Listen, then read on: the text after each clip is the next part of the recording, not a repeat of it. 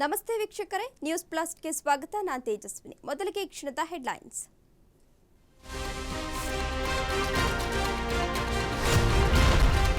BJP rebels ಆಟಕ್ಕೆ notice, shock. ಶಾಸಕ ಯತ್ನಾಳ್ಗೆ 2ನೇ ಬಾರಿ ವಾರ್ನಿಂಗ್. ಲಿಂಗಾಯತ ನಾಯಕರ ಸಭೆಯು ಅರ್ಧಕ್ಕೆ ಮೊಟಕು.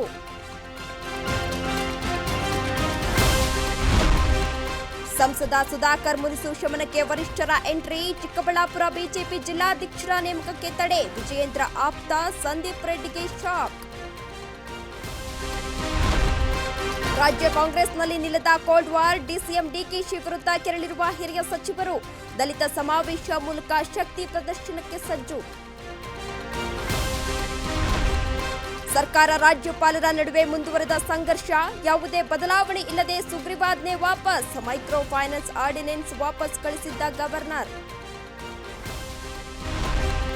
ಗಗನಕ್ಕೇರುತ್ತಲೇ ಇದೆ ಬಂಗಾರದ ರೇಟು. ಒಂದೇ ದಿನ 2,400 ರೂಪಾಯಿ ಜಂಪ್. 90,000 ಸಮೀಪಕ್ಕೆ ಬಂದ 10 ಗ್ರಾಂ ಚಿನ್ನ.